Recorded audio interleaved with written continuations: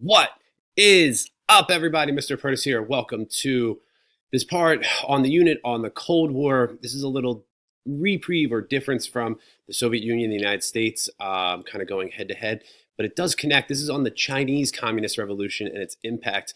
China during this time period, and I don't want to give too much away about this video, but it is going to go through a revolution. It's going to be communist in nature. There is a little support from the Soviet Union, and it does scare the United States, so it does fit in here slightly. So I just want to kind of get into this, explain how it happened, kind of its impact, and then we'll go from there. So here's the first thing about the Chinese Communist Revolution. If you remember back to World War II, China has a lot of problems during World War II. And the main problem that they have during World War II is that they are invaded by Japan. When they're invaded by Japan, Japan comes in, is trying to take over for natural resources and expand their empire. Again, this is before the end of World War II. And when they come in, then we have the rape of Nanking, in which a lot of people in the city of Nanking in China are raped and murdered, and some horrible things happen. And the Chinese are treated awful by the Japanese during World War II. Well, when World War II ends, the Japanese are removed from power, and there's kind of this power struggle in China. And we really have two people who have been trying to gain power before World War II, and then as World War II is going on within China itself. One is Jiang Jieshi, who's also known as Chiang Kai-shek. The Regents now refers to him as Jiang Jieshi, but if you go back to old questions, he was called Chiang Kai-shek because they mispronounced his name when they translated it into English. For the sake here, I'm going to call him JJ or Double J. He believes in democracy. He's also a nationalist. He wants to liberate China and kick out the Westerners to a certain degree, but he also wants to incorporate Western ideas. He does like the West in terms of their democracy. He wants to industrialize, all that good stuff. On the other side, we have this guy, Mao Zedong. He is a communist, again, Mao Zedong. We refer to both of these guys by what looks like their first name. In China, the first name is the last name, and the last name is the first name, if you're looking from a Western perspective, like the United States. So we refer to him as Mao, and we're not calling him by his first name. It's not like calling him Beyonce. We're calling him Mao because that is actually his last name. Like if we called Beyonce Knowles, this is Mao. So this is like Rupertus. It would be Rupertus. And this is Zhang. And this is also his last name. Jiang Jieshi is pretty much in control before World War II when the Japanese come in, and he's trying to maintain power while the Japanese are there. He really gets blamed a lot for these horrible things that the Japanese are doing. But also, while this is going on, Jiang Jieshi or Double J doesn't like Mao trying to take over power. So they actually try and go out and arrest Mao. But Mao and his followers, who are communists, and again, if you don't remember what communists is, communists want to overthrow the government, overthrow society, and create a society where everyone in the country is equal. This was originally written about, remember, back Industrial Revolution times, was written by Karl Marx. It's going to be the idea taken by the Soviet Union and Stalin, and it's going to be one of the main ideas in the Cold War. And Mao's going to take this idea of communism, and Double J is going to try and find him and arrest him. And Mao actually goes on a 6,000 miles. That's like from here to California and back again. So he goes on a 6,000 mile trek to try and avoid and escape Double J's forces. And he successfully does it. It's 6,000 miles in 370 days. And he literally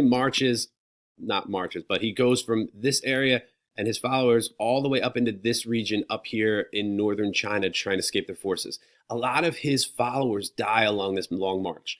However, he does gain this kind of notoriety. As he's going through these peasant towns, he's explaining his idea of communism and how peasants should have more rights, and peasants should be able to own their own land, and peasants should not be at the behest, good word for today, at the mercy of their large, wealthy landowners. And a lot of these peasants buy into it. And along this long march, he spreads his communist ideas, and he really gains a lot of support, and he becomes like this mythical figure for escaping Double J's forces before and during World War II.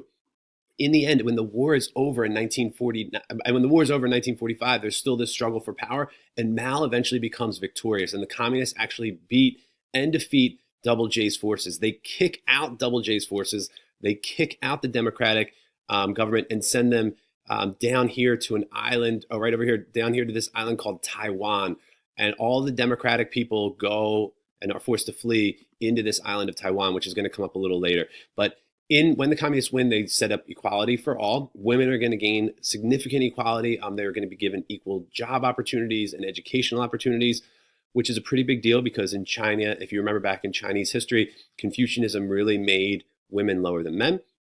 And education for all, peasants, it's not just for the wealthy anymore. They're going to try and create almost this public education where everyone has the opportunity to be educated. So here's the deal with Mao. China is not industrialized. They've never been industrialized. Remember, they were taken over after the Opium Wars, and because they weren't industrialized, so Mao sees this and realizes that they need to industrialize. So he actually creates and just imitates Stalin's plan in the Soviet Union. Remember, Stalin in the 1930s creates the 5-year plan, and Mao's going to copy this, thinking that it's a good blueprint for him to use. So he's going to create what he calls the Great Leap Forward. This is like typical communist language, great leap forward, meaning that we're going to move forward. It's going to be great. We're going to jump and surpass where we've been. But really the joke is it's really kind of a great leap backwards. He tries to use the 5-year plan. He tries to put farmers on these things called collectives, which we talked about in the Soviet Union under Stalin. So where he's actually going to create these collectives in which peasants, when they used to have their own land, when Mao first takes over, and then he's going to take the land back from them and make all these farmers work on the land together. They don't like this because, as we talked about with Stalin, you don't trust your neighbor to work as hard as you, and now you have to trust him to work the land as hard as you. It really doesn't work. Stalin tries to send in, for example, to produce enough food for the factory workers, new machinery, but the problem is that the peasants don't know how to use the machinery. What if the machinery breaks? And there's all kinds of problems that run in, and really it causes a famine in China. Some people hoard food and they get arrested for that. And this whole thing is a total failure and bust. So China does not industrialize under Mao. A couple years later, as this young generation who were kind of born when Mao took over, Mao actually creates another thing called the Cultural Revolution. Basically, he wants to eliminate anyone who is an opponent of Mao. Very similar to Stalin in that he is a totalitarian. And as a totalitarian, he's going to eliminate anyone who is against him. And at this point in 1966, he's like 20 years into his rule, and he's going to try and eliminate anyone who is his opponent. So anyone who is trying to rise up against him, talking bad about him, anyone who is a threat to his power, even people who helped him take power, he's going to try and eliminate. And he focuses his attention in this culture revolution on young people, teenagers, people in their early 20s. And he wants these people to feel the revolutionary spirit. They weren't alive during the revolution, and he wants them to understand and appreciate the revolutionary spirit. So he creates for these young people a group called the Red Guards. And essentially what the Red Guards are you give young people power, and you give the young people guns and power to arrest people.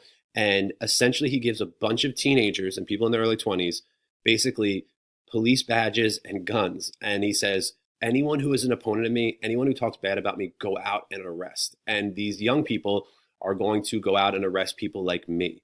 You don't want me telling you what to do. You don't want your teacher telling you got to do these assignments. You don't want me telling you anything. So you accuse me of being an opponent of Mao, and then you take me into the principal's office, you arrest me, you kick me, you beat me up, and then I don't come back to school tomorrow because I'm too scared. And that's essentially what happens in China. These young teenagers are going to arrest people who are wealthy, who are educated, people who have power, and the Red Guards are going to go out. This is a total failure. You don't want to start arresting educated people in your country because it's going to have an impact later on, because you're not going to have enough education, which is going to be a problem to get your country industrialized and make changes in your country. So, Cultural Revolution failure, Great Leap Forward failure. Here's the deal with Mao and kind of his quick little legacy. He's going to be in power until 1978. So he's pretty much in power from the 1940s until the late 1970s. China does not industrialize under his rule. And he is a horrendous ruler in terms of deaths. This is just a little chart here. We really don't need to go into these guys. This is Hitler and the number of people who died under Hitler. Every little blood drop here is 1 million people. And this is a rough estimate. It's really hard to kind of get fully accurate totals. This is under Stalin. Every blood drop represents 1 million people. This is Mao. Mao's rule leads to famine. It leads to arrests. It leads to deaths of people who are his opponents. And essentially we're going to see tens of millions of people die under Mao's rule. Eventually, in the late 1970s, early 80s, China's going to change a little bit of this, and they're going to attempt to industrialize again, which is going to be successful. But that's coming later. That's what I got. Short, sweet, to the point. Mao, China, meow. I'm out.